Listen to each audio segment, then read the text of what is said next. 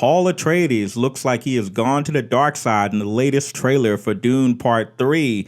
But is he really the villain here? Or is this just like the trailer trying to fake us out? And also, Dune Part 3 does look amazing, but can they actually pull off the 17-year time jump?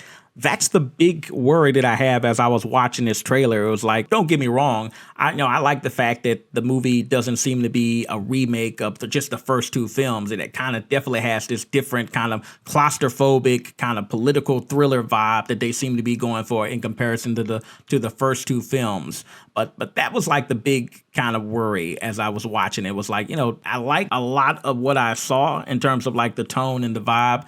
But again, it's the idea of, can they pull off the time jump? Because to me, that's the entire movie. If you can't, show these characters at a much later kind of stage in a convincing way, I just feel like the entire film kind of falls apart, right? Now, they definitely have Timothée Chalamet playing Paul Atreides, and he's definitely pulling off this visibly kind of stressed paranoia, kind of guilt on his face. So he's selling that aspect of it, right? No question. Good actor. He's really nailing it. But again, like I say, the elephant in the room is, can he actually portray this guy as physically older, right? So we'll see. Now, they can go the CGI AI route, but that's had mixed results. If you've seen in film, are we going to be watching actors with a bunch of bad makeup thrown on top of them? That could be the route they take. Hopefully they have something more than that. But like I say, that's going to be an issue.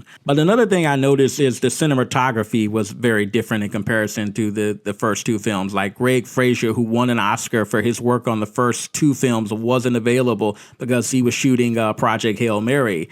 And they brought in the cinematographer behind La La Land and No Time to Die to take over. And he's a genius kind of in his own right, but very different style in comparison to the first two. And there is some kind of concern that you kind of lose that very specific, gritty, documentary style realism that Greg Fraser brought to those first films. And who knows, but maybe that's what they're going for. Like the third film is kind of taking a bold direction in terms of story, so maybe they're doing the same thing as it relates to cinematography. But there's also the pacing challenge. Like Dune Messiah is a much shorter, slower, and more philosophical kind of book compared to the first one. And the trailer almost makes this look as action-packed and intense as the first two films. And there's a risk there because, if you are kind of trying to force these massive action set pieces into a story that fundamentally was more about backroom assassinations and psychological collapse and betrayal, far more low-key in comparison to the original. There is some concerns that they're trying to force this story into trying to be something that it ultimately kind of wasn't.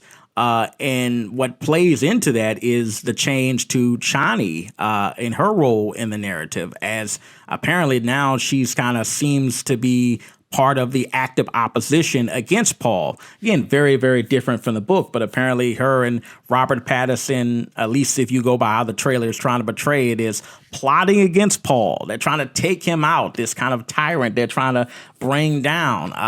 Now, am I kind of convinced or buying that they are actually going to go in this direction with Chani? No, right? It's like they didn't build Chani up in those first two movies and her love and her relationship with Paul to just get to the third film and suddenly, oh no, she's going to betray him and stab him in the back. And it's a good fake out for people who may have not read the original books, or a good fake out, good attempt, good try. But I'm not buying it.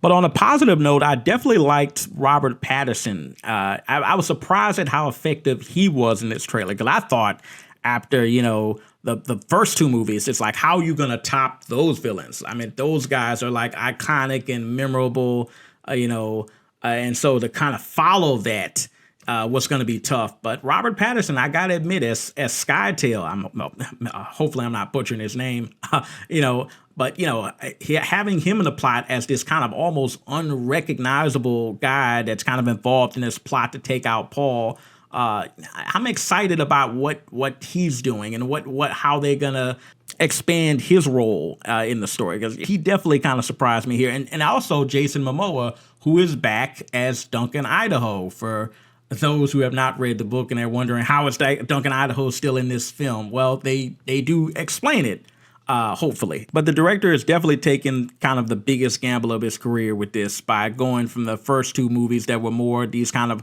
crowd-pleasing, sci-fi epics to a more bleak political thriller.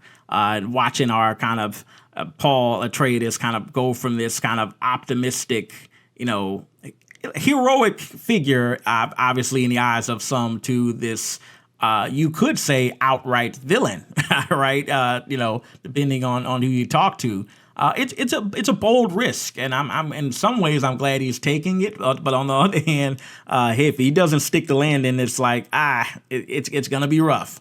But what do you think? Are you excited about Dune Part 3, or are you worried that the movie is making too many changes to the original? Let me know in the comments. I definitely want to hear your thoughts. And until then, I'm T-Rex 3000, and I'm out.